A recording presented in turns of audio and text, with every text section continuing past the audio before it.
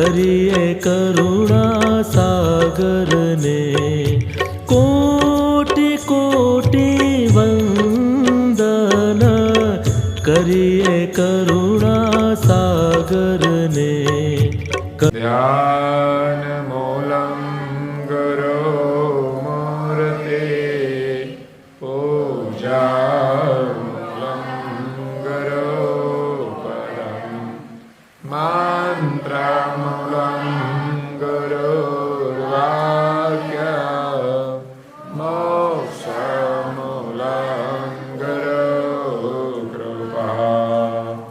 ઓમ અસતો મા સદ્ગમય તમસો મા જ્યોતિર્ગમય મૃત્યોર્માયમૃતં ગમય. સર્વે ભવન્તુ સુખિનઃ સર્વે સંતો નિરામયા સર્વે ભદ્રાણિ પશ્યન્તુ મા કચિत् દુઃખભાગ ભવેત. ઓમ સહના ભવતુ સહનૌ ભુનક્તુ સહ વીર્યં કરવાવહે તેજસ્વીનાવધીતમસ્તુ મા વિદ્વિષાવહે. ઓમ શાંતિ શાંતિ શાંતિ. કૈવલં છેલ્લા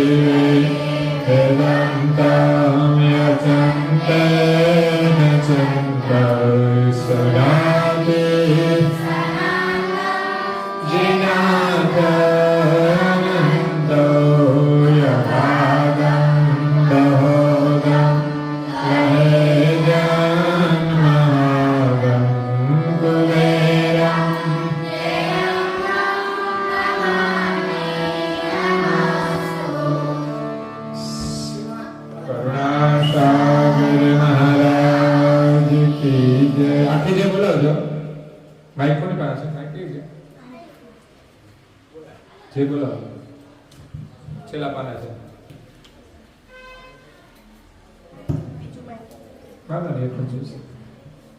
आद्य सकल स्वराज गणेश कैवल करता की श्री कृष्ण स्वामी महाराज की परम गुरु श्रीमद करुणा सागर महाराज की पूज्य श्री नारायणदास जी महाराज की श्री सबकुमाराचार्य महाराज की श्री सब संतन की श्री सब देवन की श्री ज्ञान संप्रदाय की श्री गुरुगादी शारदापुरी की जय. जय कैवल.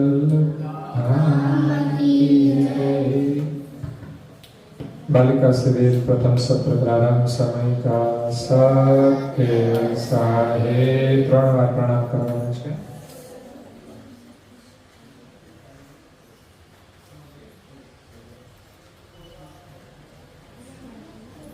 કેવલંસો સાકે સાહે બાજુ બાજુ સૌને પ્રેમથી સાકે સાહે. આજે પરમ ગુરુ શ્રીમદ કરુણા સાગર મહારાજની અસીમ કૃપા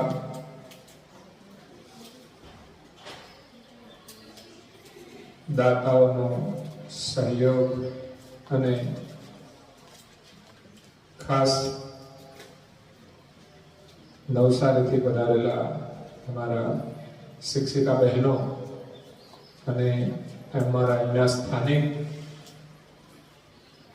શિક્ષિકા બહેનો અને અન્ય શિક્ષિકા બહેનોના સહયોગથી અને બાલિકાઓના વાલીઓના સહયોગથી તેમજ પાછળ રસોડા વિભાગમાં જે બહેનો સેવા આપે છે અને અમારા થોડા ભાઈઓ પણ સેવામાં છે, બધાના સાથ સહકારથી આ બાલિકા શિબિરનો આજે પ્રારંભ થાય છે. પ્રથમ દિવસનો પ્રથમ ઉદ્બોધન સત્ર છે અને એનો વિષય સાંપ્રત સમય. એટલે શું થાય? સાંપ્રત એટલે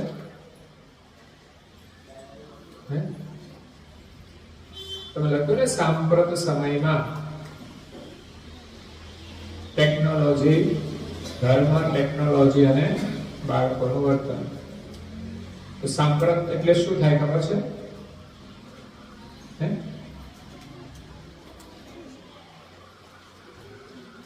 સાંપ્રત એટલે તત્કાળ યા તો વર્તમાન, અત્યારના સમયમાં ધર્મ, ટેકનોલોજી અને બાળકનું વર્તન નું મહત્વ શું છે? તો સૌપ્રથમ ધર્મ. આ જગતનું સર્જન જ ધર્મથી થયું છે. ધર્મનો આધ્યાત્મિક અર્થ થાય છે ધર વત્તા મર્મ. જેમણે આ જગતને બનાવ્યું છે, જેમણે ધારણ કર્યું છે, એને આપણે જાણવા, ઓળખવા, એ છે ધર્મ. આ જગત કોણે બનાવ્યું છે? તો ભગવાને બનાવ્યું છે. તો આ જગતમાં આપણે બધા રહીએ છીએ અને એમણે જગત બનાવ્યું છે તો એમને આપણે ઓળખવા જોઈએ. એની પાસે કેટલી બધી શક્તિ હશે. આપણે બધાને એમણે બનાવ્યા છે, જેટલું જોઈએ છે બધું એમનું બનાવેલું છે. આ બધું પ્રકૃતિનું સર્જન છે અને પ્રકૃતિને માલિકે બનાવી છે. તો એ માલિક, સર્જનહાર, એનું જ્ઞાન લઈને કરુણાસાગર મહારાજ આ વિશ્વમાં આવ્યા છે. આપણે પહેલી જે બોલીએ છે ને, આદ્ય, સક્રત, સ્વરાજ, કરુણેશ, કૈવલ, એ સર્જનહારનું નામ છે. આ બાજુ લખ્યું છે ને પહેલી ચોપાઈ, આ બાજુના દરવાજામાં આદ્ય, સક્રત, સ્વરાજ હિ કરુણેશ હિ કૈવલ નામ વિશેષણ પતિન કે ભજો નિશ દિન જન બલ. તો રાત દિવસ આપણે આ 5 વિશેષણનું સ્મરણ કરવાનું કે જે ભગવાને આ બનાવ્યું છે, આપણે પણ બનાવ્યા છે. આપણને બધું જ આપે છે. શ્વાસ પણ એ આપે છે, હવા પણ એ આપે છે, પાણી પણ એ આપે છે, આપણું શરીર પણ એ ચલાવે છે. એવા ભગવાનને ઓળખવા માટે ધર્મ છે. અને આ જગતની અંદર આપણને મોકલ્યા છે આનંદ કરવા માટે. શું કરવા? અને તમે બધા બાલિકા શિબિરમાં આવ્યા છો શા માટે? આનંદ કરવા માટે. આનંદ તો ઘરે પણ મળે છે, આનંદ તો પ્રાણી, પશુ, પંખી પણ કરે છે, પણ આ શિબિરમાંથી આપણે એક સાત્વિક આનંદ મેળવવાનો છે, અલૌકિક આનંદ મેળવવાનો છે, એક વિશેષ આનંદ મેળવવાનો છે કે જેનાથી આપણું જીવન આનંદમય બને. સંસારના આનંદથી આપણે સદાય આનંદમાં નહીં રહીએ, પરંતુ આપણે ધર્મનો આનંદ કરીશું. ધર્મ આપણી સાથે હશે તો જ આપણે આનંદમાં રહીશું. ધર્મ એ આપણા માટે સુરક્ષાનું કવચ છે. ધર્મથી માણસ સુરક્ષિત છે. ધર્મ વગર કોઈ સુરક્ષા નથી. એટલે આપણા વેદોએ કહ્યું ધર્મો રક્ષતિ રક્ષિતઃ. ધર્મનું તમે રક્ષણ કરો અને ધર્મ તમારું રક્ષણ કરે. તો આપણા જીવન સાથે જે જોડાયેલો છે એ ધર્મ છે. ધર્મ કોઈ અલગ વસ્તુ નથી, કોઈ અલગ અલગ ધર્મ નથી. ધર્મ એક જ છે કે જે માનવ માત્રના જીવન સાથે જોડાયેલો છે. પ્રાણી, પશુ, પંખી એ પણ એના ધર્મ પ્રમાણે જ જીવે છે. પણ આજે મનુષ્ય ધર્મને ભૂલી ગયો છે. શું થયું? મનુષ્ય ધર્મને ભૂલીને અધર્મનું કામ કરે છે, એટલે દુખી થાય છે. એટલે વર્તમાન સમયમાં કે કોઈ પણ સમયમાં ધર્મની જરૂરિયાત છે. ધર્મથી જ મનુષ્ય સુરક્ષિત છે. ધર્મથી જ મનુષ્ય સુખી થાય છે. એટલે આપણા જીવનમાં ધર્મ અવશ્ય હોવો જોઈએ. ધર્મને આપણે જાણવું જોઈએ. ધર્મ વિનાનું જીવન એ પશુ સમાન છે.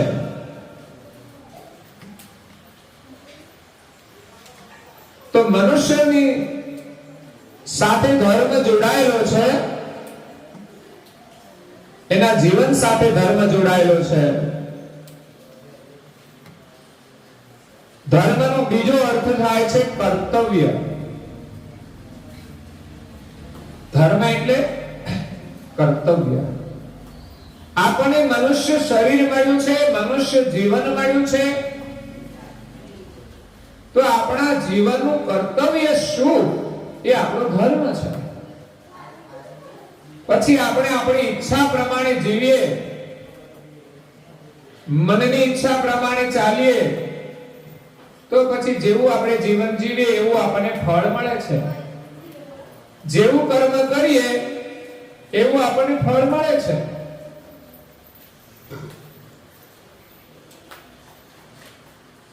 પેલી કહેવતો છે,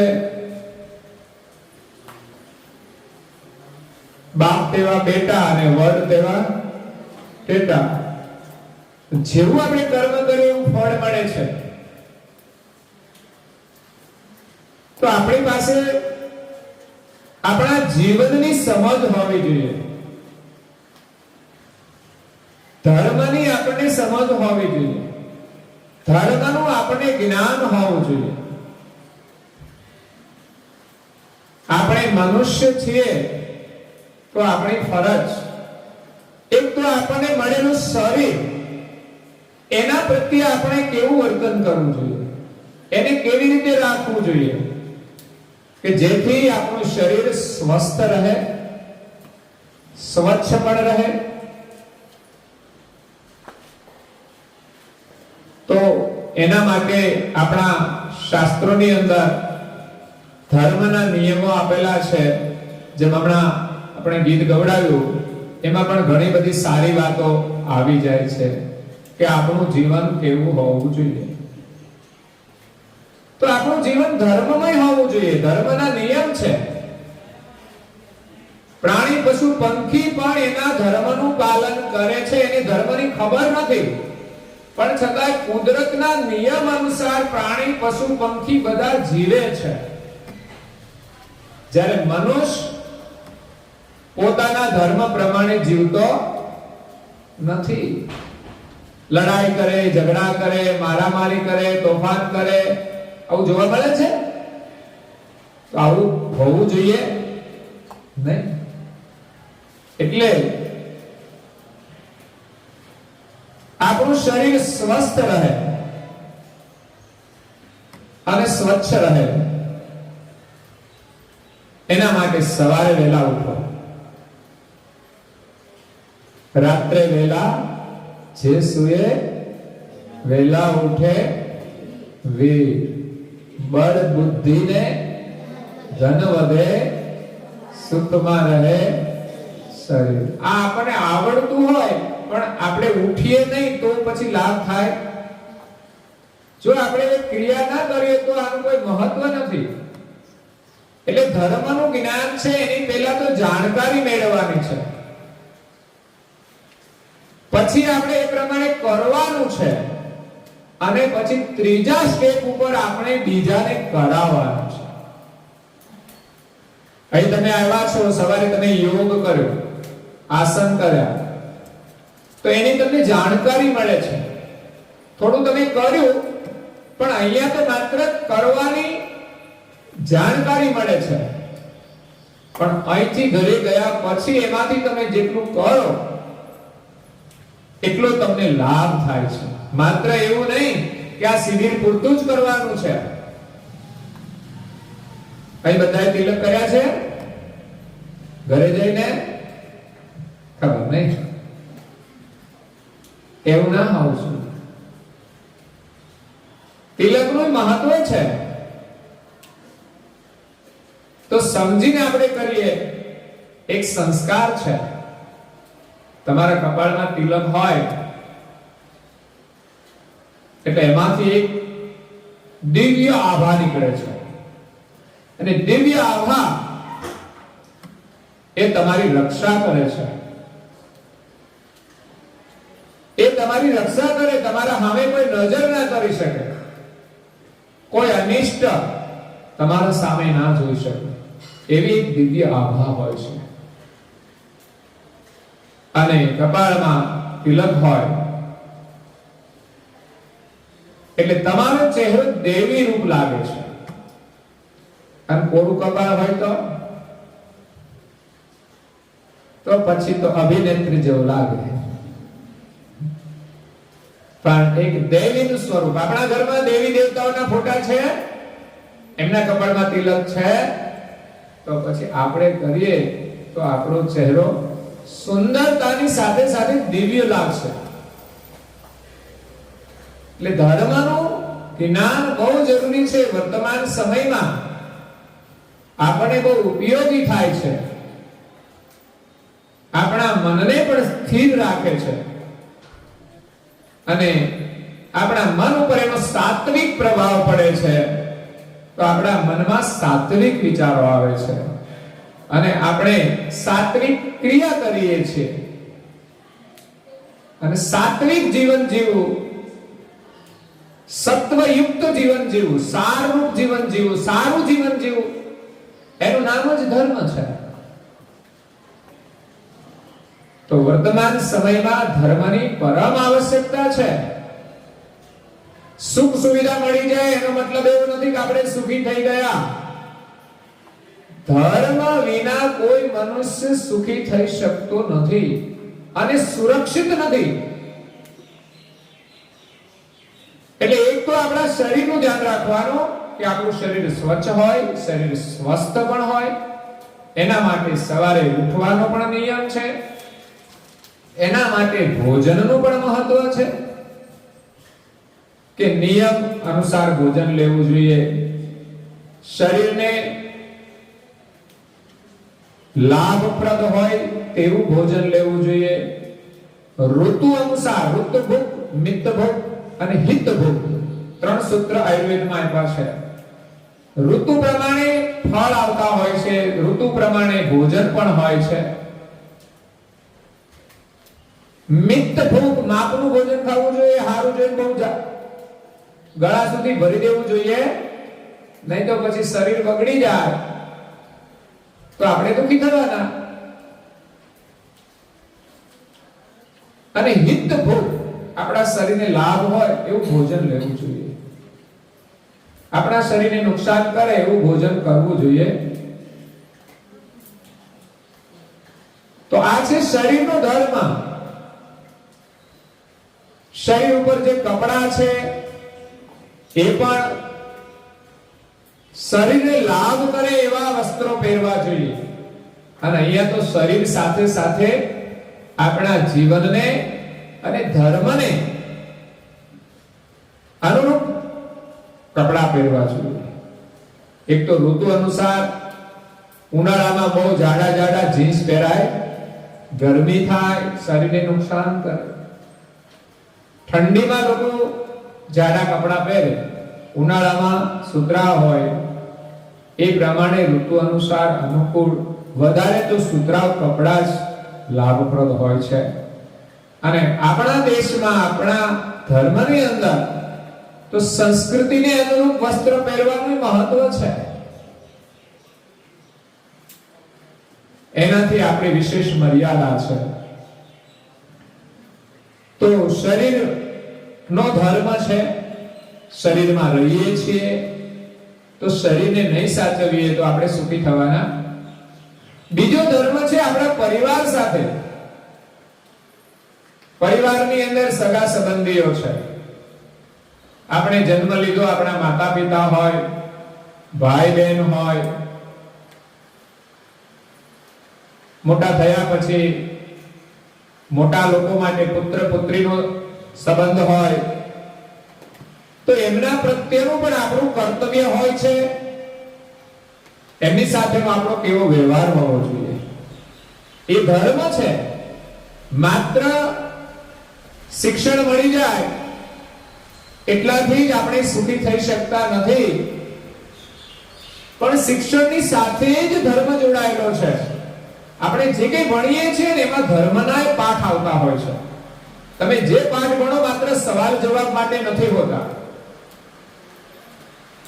પણ વર્તમાન સમયની અંદર માણસનું જીવન માત્ર ને માત્ર વ્યવસાય લક્ષી બની ગયું છે કે ગમે તેમ કરીને પાસ થઈ જાઓ, રિશ્વત આપીને નોકરી મેળવી લો અને બેઈમાની કરીને પૈસા કમાય અને પૈસાદાર બની જાઓ અને સુખ ને સાધનો સુવિધા એ મોંઘા સાધનો લાવીને આપણે સુખી થઈ જઈએ.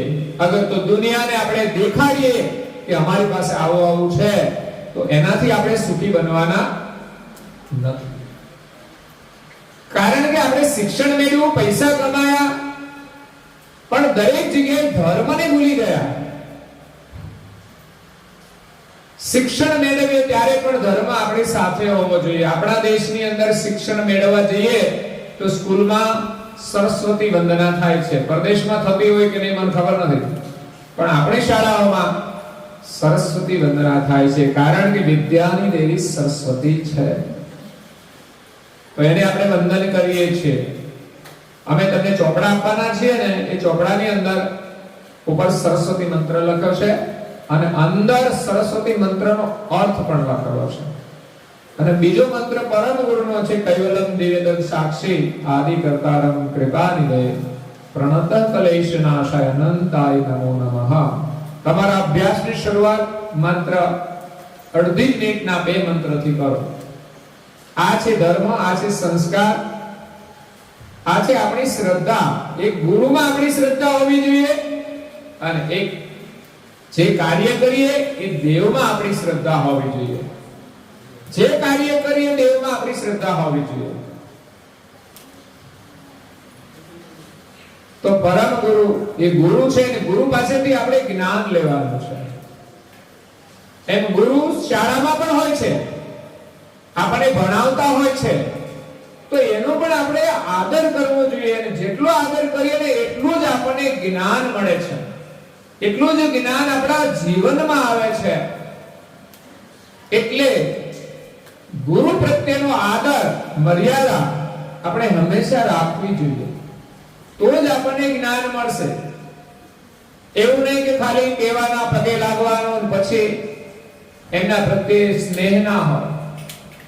ઘરમાં માતા પિતા છે એને પણ પ્રણામ કરીએ, એનો આદર કરીએ અને એના આશીર્વાદ લઈએ, તો આપણે સુખી થવાના છે. ધર્મ આપણા જીવનનું નિર્માણ કરે છે, આપણા જીવનને સુખી રાખે છે. એટલે પરિવાર પ્રત્યેનો પણ એક ધર્મ છે. માતા પિતા હોય કે ભાઈ હોય, નહીં તો ઘરમાં નાના છોકરા હોય, બેન ભાઈ હોય, ભાઈ નાનો હોય પણ છતાં બેનને માર ખાવો પડતો હોય. આ બાળપણથી સંસ્કાર પડી જતા હોય છે. મોટા થયા પછી તો નહીં મારતા હોય, પણ બાળપણમાં એક બાળકોનો જે છોકરાઓનો જે સ્વભાવ છે ને એ પ્રગટ થતો હોય છે. છોકરીઓ સ્વભાવે શાંત હોય છે.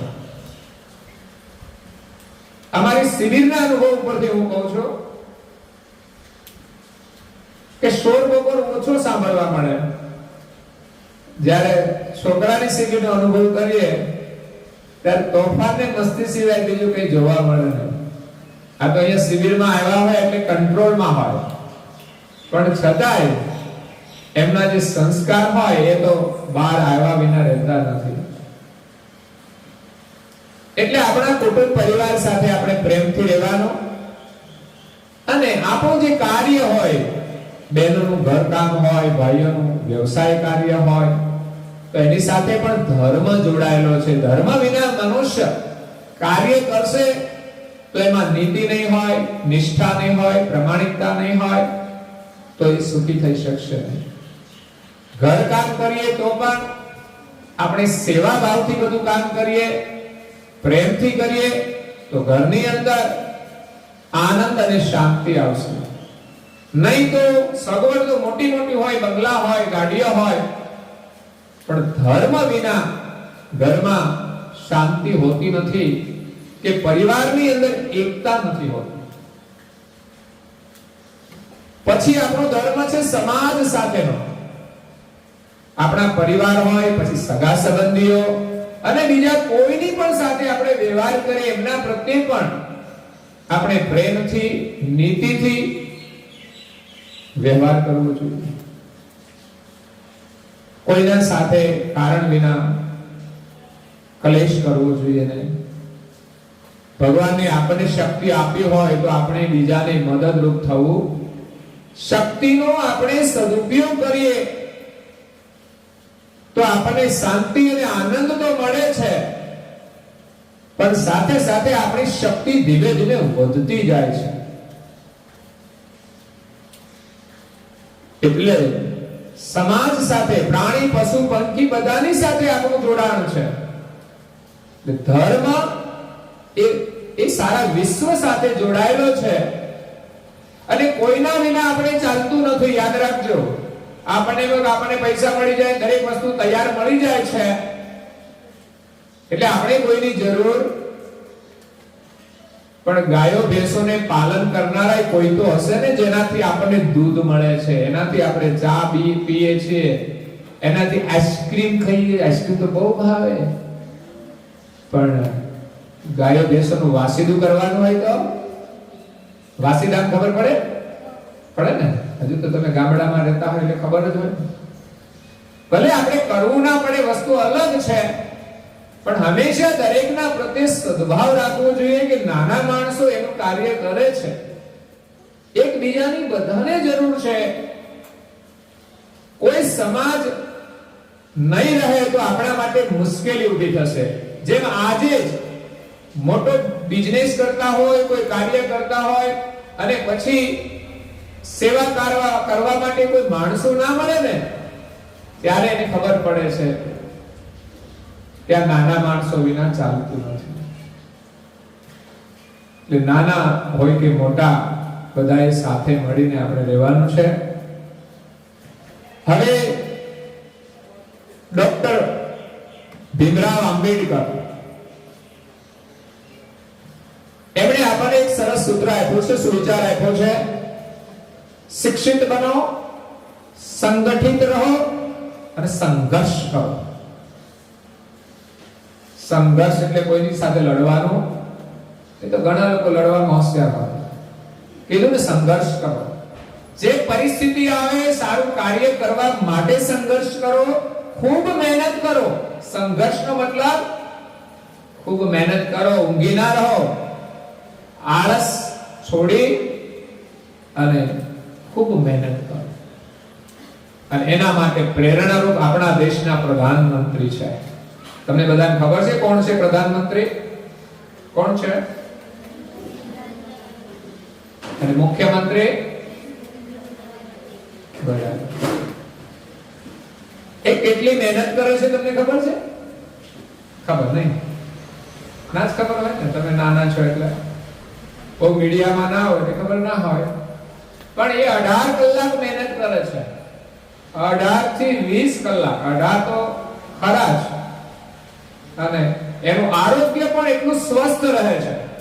કારણ કે જે હંમેશા સારા કાર્યની અંદર વ્યસ્ત હોય અને સમાજ માટે કાર્ય કરતા હોય એનું આરોગ્ય પણ સારું રહે છે. એટલે આપણે હંમેશા મહેનત કરીએ. ભણવાનું છે કે ભણવામાં મહેનત કરવાની છે. ભણવાનું પૂરું થયા પછી વ્યવસાયમાં મહેનત કરવાની છે. ઘરકામ કરવાનું હોય તો એમાં મહેનત, પણ પૂરી નિષ્ઠા અને લગનથી કરવાનું. ઘરમાં રહેતા હોય તો ઘર આપણું આમ બગીચા જેવું લાગવું જોઈએ. સરસ મજાનું, સુંદર, સ્વચ્છ, બધી વસ્તુઓ સરસ એક વ્યવસ્થિત ગોઠવાયેલી હોય એવી આપણી અંદર ચાહના હોવી જોઈએ કે મારું ઘર, એટલે કોઈ આવે ને તો એમ લાગે કે ઘર સુંદર છે અને એનાથી તમારી કિંમત થતી હોય છે. એટલે આપણું જીવન કોઈ પણ કાર્ય કરીએ એ સારું જ કરવાનું. અને આપણે બધાએ સાથે મળીને રહેવાનું છે. સંગઠિત રહો. એકલા આપણે બધું કરી શકવાના નથી. જીવનમાં મોટી આંધી આવે, તુફાન આવે તો સાથે રહેવું જરૂરી છે. ચોર, ડાકુ, લૂંટારાઓ ચારે બાજુ ફરે છે. આતંકવાદીઓ ફરે છે. હમણાં ઝઘડો ચાલે છે, ખબર છે તમને? કોનો ઝઘડો ચાલે? એવું છે? તમને એટલી તો ખબર છે તો આપણે બધા ભેગા રહીશું ને તો જ આતંકવાદનો સામનો કરી શકીશું, ખોટા સામે લડી શકીશું. ગામની અંદર 5 લોકો ખોટા હોય પણ આખા ગામને હેરાન કરતા હોય, પણ જો ગામના અન્ય લોકો સંગઠિત હોય ને તો એ કશું ના કરી શકે ને એને ગામ છોડીને જવું પડે. એટલે સંગઠનનું મહત્વ છે. પરિવારમાં હોય, કુટુંબમાં હોય કે સમાજમાં કે ગામની અંદર આપણું સંગઠન હોવું જોઈએ. આ સંગઠન એક પરિવારથી માંડીને આખા દેશ સુધી જોડાયેલું છે. અત્યારે પાકિસ્તાન સામે લડવાનો સમય હોય તો આપણો આખો દેશ જો એક થઈ સંગઠન રાખી અને લડે ને તો આપણને અવશ્ય સફળતા મળે. કારણ કે કંઈ પણ થાય, એકબીજાને નુકસાન થાય, કોઈ દુખી થાય તો એકબીજાને આપણે મદદ કરવી જોઈએ. જો કે આપણા દેશમાં થાય છે પણ ઘણીવાર અંદરો અંદરના ઝઘડાઓ આપણા માટે પરાજયનું કારણ બને છે. અંગ્રેજો આવ્યા, બીજા લોકો આવ્યા, એની પાછળ શું થયું કે અંદરો અંદર રાજાઓ લડ્યા પોતાના સ્વાર્થ માટે, રાજ માટે, સત્તા માટે, તો સત્તા બધી ગુમાવવી પડી અને વર્ષો સુધી આપણો દેશ ગુલામ રહ્યો છે. અને જીત મળી છે ધર્મથી જ મળી છે. ધર્મના માટે, દેશના માટે ગૌરવ રાખવા વાળા અને બલિદાન આપવા વાળા અનેક લોકો એની સામે લડ્યા ત્યારે આપણને આઝાદી મળી છે. આઝાદી કઈ સસ્તામાં નથી મળી, તો પછી આઝાદીનો ઉપયોગ પણ આપણે સસ્તામાં કરવાનો નથી. એનો ઉપયોગ પણ ઉત્તમમાં ઉત્તમ કરી અને આપણા જીવનને પણ મહાન બનાવી. આ શરીરમાં આવેલી જે બાલિકાઓ છે એ આ દેશની નાગરિક છે અને ભારતના માટે દરેક બાલિકાઓનું ભવિષ્યમાં કઈ યોગદાન છે. ભારત દેશનું ભવિષ્ય છે અને તમારું એક વ્યક્તિગત જીવન પણ છે. તો આજથી તમે મહેનત કરશો તો તમારા જીવનને તમે સમૃદ્ધ બનાવી શકશો, સુખી બનાવી શકશો અને દેશ માટે પણ તમે કંઈક કરી શકશો.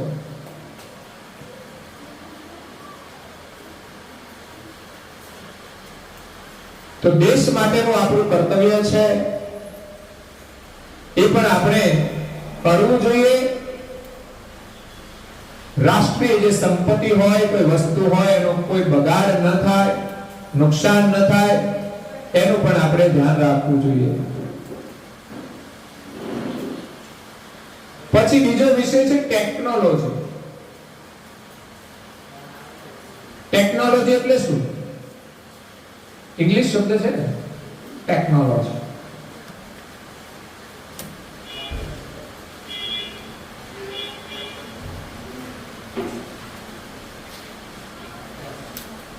વર્તમાન સમયની જે વિકસિત વ્યવસ્થા છે, આધુનિક,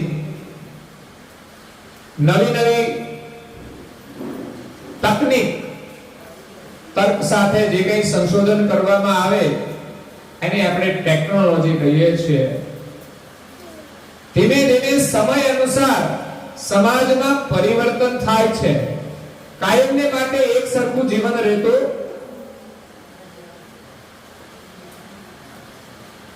સૃષ્ટિની ઉત્પત્તિ થઈ ત્યારથી આ જગતની અંદર અનેક પરિવર્તનો થયા છે.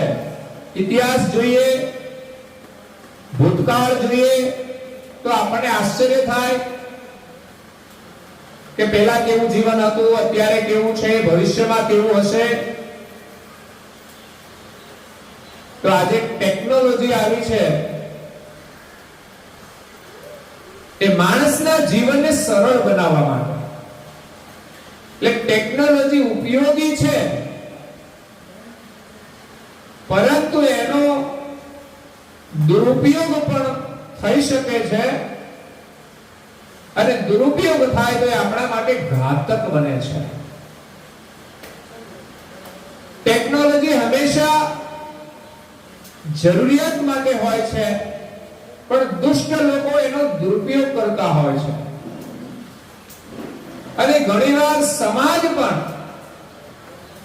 એમના આવરણમાં આવી જતો હોય છે. નાની નાની બાબતોમાં આખો સમાજ આ ટેકનોલોજીનો ગુલામ બની જાય છે.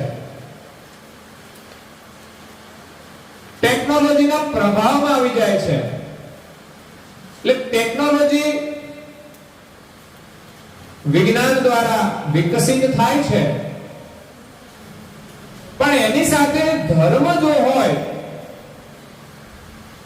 તો આપણા માટે કોઈ ખતરો નથી. એનું બેલેન્સ રહે છે, એનું નિયંત્રણ રહે છે, એની અંદર મર્યાદા રહે છે. તો ટેકનોલોજી, આધુનિક જે સુવિધાના સાધનો છે, આપણી જે બધી વ્યવસ્થા છે, એના વિકાસ માટે બહુ જરૂરી છે. આટલી બધી પબ્લિક છે, જો આજની ટેકનોલોજી ના હોય તો બહુ મુશ્કેલી થાય. પહેલાના સમયનું જીવન અને અત્યારે ઘણો ફરક છે, કારણ કે ટેકનોલોજીનો વિકાસ થયો છે. અને એ ટેકનોલોજી ના હોય તો અત્યારે જીવવાનું ખરેખર મુશ્કેલ જ છે. પહેલા પાણી ભરવા માટે આપણે ક્યાં જતા હતા? કુવા પર. જોયેલું છે ને તમે? નાના છોકરાઓ કદાચ ઓછું, પણ ક્યાંક ક્યાંક જોવા મળે. બાકી હવે રહ્યા નથી બહુ જાજા, પણ હજુ ગામડામાં હશે થોડા થોડા કુવાઓ. બાકી તો ઓછું હતું. એટલે પ્રધાનમંત્રી યોજના કાઢીને ઘર ઘર સુધી નળ પહોંચાડવાનો પ્રયાસ કર્યો છે. પણ દુઃખ એ થાય છે કે આ ટેકનોલોજી છે એટલે ઘર ઘર સુધી નળ આવ્યા, પણ હમણાં એક ગામમાં હું ગયો તો ત્યાં નળ ચાલુ ને ચાલુ ગટરમાં. આ સમસ્યાનું કારણ છે. આપણે વ્યવસ્થાને સમજતા નથી. આપણને જે સગવડ આપી છે, મળી છે, એનો આપણે દુરુપયોગ કરીએ છીએ. ન હોય તો કેટલી સમસ્યા છે, અને હોય તો આપણે એનું કોઈ મૂલ્ય નથી કરતા. પાણીનું એક બૂંદ પણ વ્યર્થ ના જવું જોઈએ, કારણ કે એક બૂંદથી ચકલીની પ્યાસ પણ બુજાઈ જાય છે. એ પાણી ન હોય તો એવા નાના નાના પક્ષીઓ પણ મૃત્યુ પામે છે. એટલે પાણીનો વ્યય ના થાય. અને ટેકનોલોજી છે એના દ્વારા આ બધા સુધી આ વસ્તુઓ પહોંચે છે. આપણા ઘરમાં હાથ ધોવાના હોય તો નળ ખોલો અને પાણી આવી જાય. પહેલા આપણે વાસણમાંથી ભરતા હતા, અને હાથ ધોતા હતા એની જગ્યાએ કેટલી બધી સુવિધા છે. તો સારું પણ છે કે ટેકનોલોજી વ્યવસાય માટે પણ ઉપયોગી છે, માનવ જીવનને સરળ બનાવવા માટે પણ ઉપયોગી છે. પણ આજે માણસને ટેકનોલોજી મળી, સુવિધા મળી તો આરામદાયી બની ગયા, આળસુ બની ગયા. તો એનું જીવન વધારે દુઃખી થઈ જતું હોય છે. કોઈ પણ સાધનોનો જે ઉપયોગ છે એની મર્યાદામાં આપણે કરવો જોઈએ. પહેલા તો બળદગાડા હતા અને સાયકલો હતી, અને અત્યારે 2 વ્હીલ ને 4 વ્હીલ થઈ ગયા છે. તો એક ટેકનોલોજી છે, અનુકૂળતા છે, પરંતુ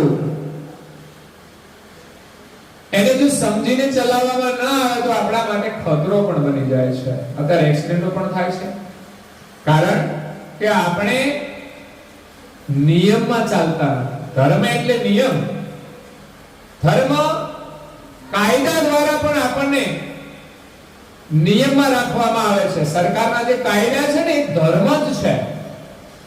કઈ રીતે ગાડી ચલાવવી જોઈએ, કેટલી ચલાવવી જોઈએ, એ નિયમ નથી પાળતા તો સમસ્યા ઊભી થાય છે. બાકી ભાગ્યે જ કોઈ એક્સિડન્ટ થાય.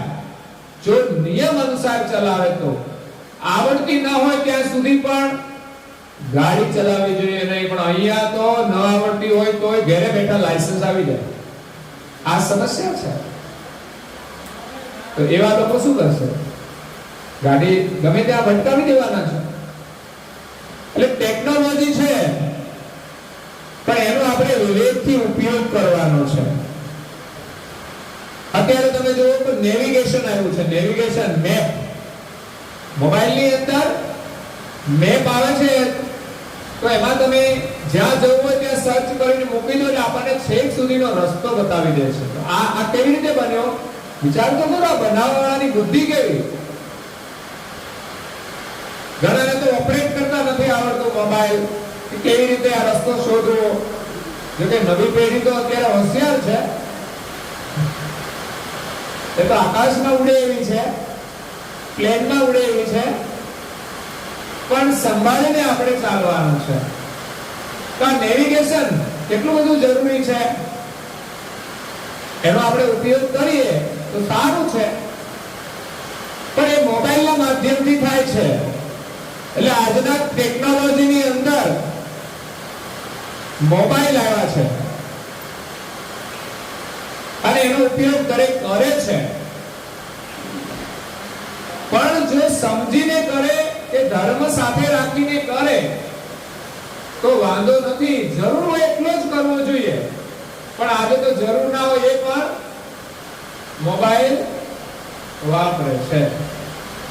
નાનું છોકરું હોય ને, હજુ ઘોડિયામાં હોય ને, પછી એ રમતું હોય ને, કે રડવા માંડે ને એટલે સીધું મોબાઈલ જ આપી દેવાનો. કેમ તો રમવા પડ્યું. પેલા નહોતા ત્યારે છોકરા નહોતા ખાના રહેતા ત્યારે ઘરમાં રમકડા લાવતા હતા. આજે પણ લાવે છે, પણ મોબાઈલ આપવાની આપણી આદત. હજુ તો બેસતું થાય ને તો મોબાઈલ જોતું થઈ જાય, અને ખાતું હોય ને તો મોબાઈલ જોતા જોતા ખાતું હોય છે. લઈ લો એટલે રડવા માંડે, ખાય પણ નહીં. અને આજે મોટા ભાગના લોકો મોબાઈલ જોતા જોતા ભોજન કરે છે. કારણ કે સમય એટલો બધો આપણી પાસે ઓછો છે ને, કે એનો ઉપયોગ જ એટલો બધો વધી ગયો છે વધારાનો. એટલે ખાતા ખાતા પણ આપણે મોબાઈલનો ઉપયોગ કરશે. શાંતિથી આપણે ભોજન નથી કરતા, કે ભોજન સાથે આપણા વિચારોનું જોડાણ નથી, કે કોણે બનાવ્યું છે, કેટલું સરસ બનાવ્યું છે. અને જે નાના બાળકો જોતા હોય ને, તો એ માતા પિતાના સંપર્કથી છૂટી અને મોબાઈલમાં જોડાઈ જાય છે. એ તો ભોજન કરતા કરતા બાળક માતા પિતા સાથે જોડાયેલું રહેવું જોઈએ. એનો પ્રેમ એની સાથે હોવો જોઈએ. એ માતા પિતા સામે જોઈને ખાતું જાય અને એનો પ્રેમ લેતું જાય. તો એની અંદર સંસ્કારનું નિર્માણ થાય છે. પણ બાળપણથી ભોજન કરતા કરતા ટેલિવિઝન જોતું હોય કે મોબાઈલ જોતું હોય એટલે ભોજનની સાથે એનું કોઈ મહત્વ નથી રહેતું, અને એ ખાતું હોય એનો ખોરાક પણ એવો જ હોય, એ કુરકુરિયા ખાતા હોય રેડીમેડ વધારે. આજના છોકરાને એ બહુ ભાવે છે. તો આ શિબિરમાં તમે આવ્યા છો તો અહીંયા તમને આ બધું શીખવા મળે કે કેવું ભોજન કરવું જોઈએ. અહીંયા બીજી કોઈ બહારની વસ્તુ લાવવામાં નથી આવતી જે શરીરને નુકસાન કરતી હોય. એટલે મોબાઈલ એ બહુ જ જીવન જરૂરિયાતની વસ્તુ થઈ ગઈ છે, જેના વગર ચાલે જ નહીં. પણ એનો મતલબ એવો નહીં કે આપણે એનો વધારે ઉપયોગ કરીએ કે દુરુપયોગ કરીએ. આજે માણસ જરૂરી કામ કરતા હોય,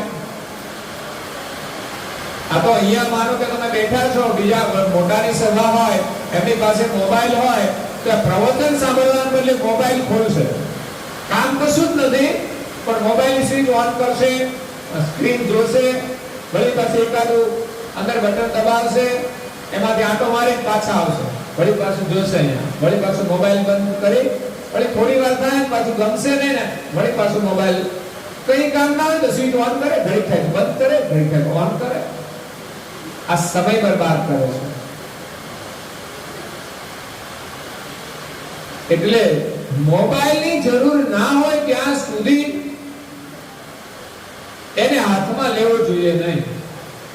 નહીં તો આપણા જીવનનો જરૂરી સમય બહુ જ બરબાદ કરે છે, અને આદત પડી ગયા પછી એને છોડવી બહુ મુશ્કેલ થઈ જાય છે.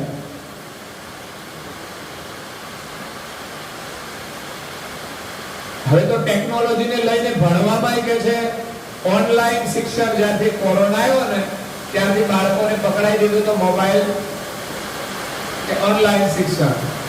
આ જરૂરિયાત હોય એટલો ઉપયોગ કરીએ તો કોઈ જ વાંધો નથી. કદાચ કંઈ મળતું હોય શિક્ષણને અનુરૂપ તો ઉપયોગ કરી શકાય, પણ જરૂરથી વધારે ઉપયોગ કરવો એ આપણા જીવન માટે હાનિકારક છે, દુઃખરૂપ છે, ઉપાધિરૂપ છે, સમસ્યાઓરૂપ છે. આજથી આપણે એને સમજવાનું છે. મોબાઈલને છોડી નથી દેવાનો, પણ મોબાઈલને વાપરતા શીખવાનું છે. બસ પૈસા કમાઓ અને બીજાની પાસે જેવો હોય એવો મોબાઈલ લાવો અને એ સ્ટેટસ આપો, સારું દેખાય, એ કોઈ જીવન નથી. ફેશનેબલ કપડા પહેરી સારો ફોટો પાડી અને તમે મૂકી દો સ્ટેટસ ઉપર, એ કઈ આપણા જીવનનું સ્ટેટસ નથી. ગાંધી બાપુ જીવા એ આજે એનું સ્ટેટસ છે. આવા અનેક લોકો, સરદાર વલ્લભભાઈ પટેલ જેવા એનું સ્ટેટસ છે, છત્રપતિ શિવાજી જેવા એનું સ્ટેટસ છે, અને આજે દેશના પ્રધાનમંત્રી જીવે છે એ એનું સ્ટેટસ છે.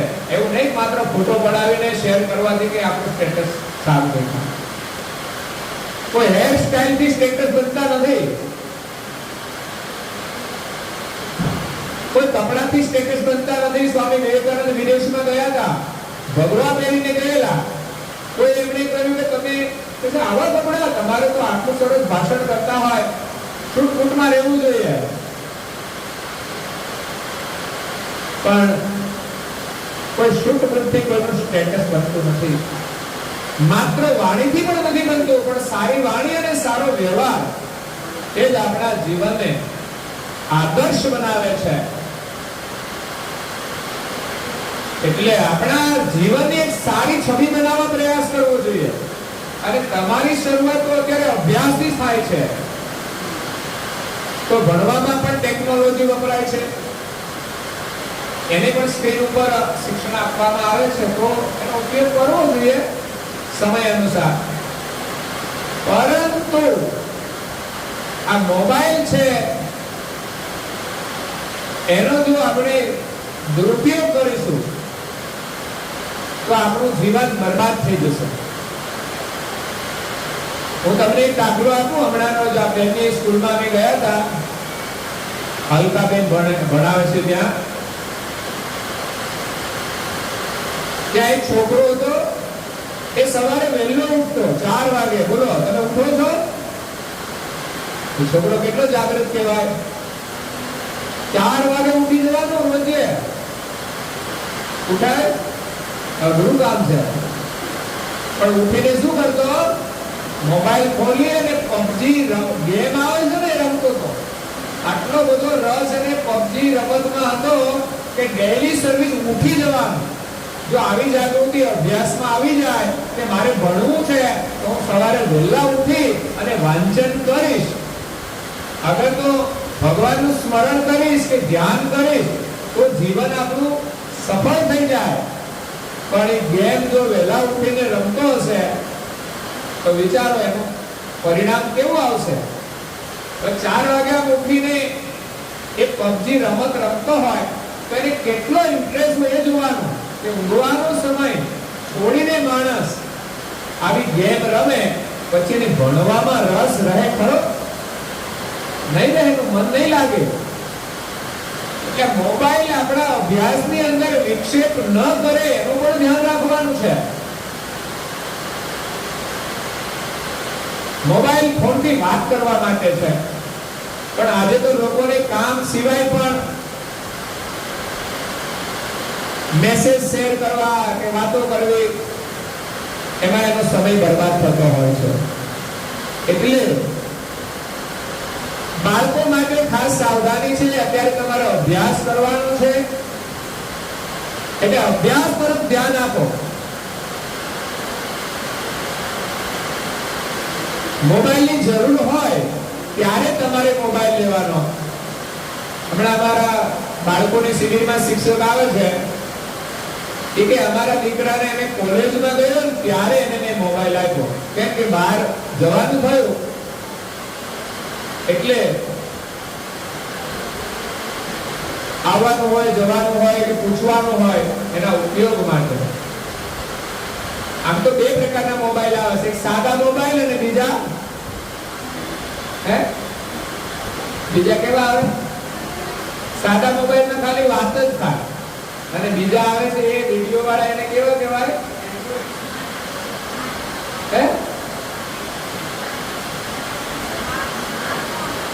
Android smartphone.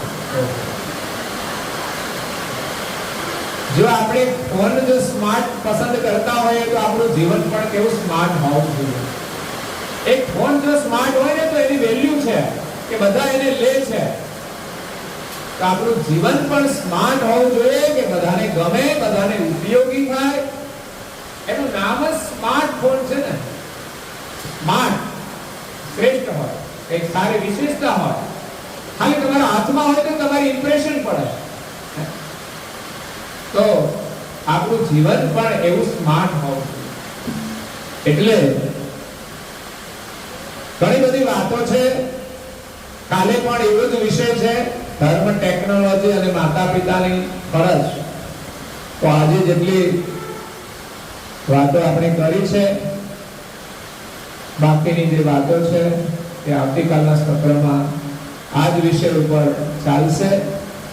તો અહીંયા સમય થાય છે તો આપણે આજના ઉદ્બોધન સત્રને અહીંયા વિરામ આપીએ છીએ. અસ્તુ સત્કેવલ સાહેબ. જય બોલવાની છે. બીજું માઈક કઈ ગયું? બોલાવજો. બીજાને આપો, વાંધો નથી. બીજાને પાછળ આપો, આને આપો, બાજુમાં આપો. લે બેટા, દરેકને બોલવાનું. અહીંયા ગુજરાતીમાં છે, આપણે ભણેલા છીએ, અને વાંચીને તમને બોલતા ના આવડે તો તમે આગળ કેવી રીતે જશો? જો અત્યારથી કે ના કરશો ને, ભૂલ પડે તો વાંધો નહીં, પણ કામ કરવા માટે આપણે હિંમત કરવી. એ તમારામાં હિંમત આવવી જોઈએ. તો અહીંયા આપણે હિંમત મેળવવા શીખવાનું છે. તો જેને માઈક આપવામાં આવે એને કોઈ દરેકને બોલવું જોઈએ. નજીક રાખજો માઈક. હાથ જોડો બધા. બોલ. આદ્ય સકલ સુરવાસ ગણેશ કૈવલ કરતા કી જય. શ્રી કૃષ્ણ કી જય. પરમ परम गुरु श्रीमद करुणासागर महाराज की पूज्य श्री नारायणदास जी महाराज की श्री सतकुबेराचार्य महाराज की श्री सब संतन की श्री सब देवन की श्री ज्ञान संप्रदाय की श्री दुर्गादेव शास्त्रापुरी की श्री कैवल धाम की जय उद्बोधक सत्र पूर्णावती का साथ 3 વાર પગે લાગવાનું છે.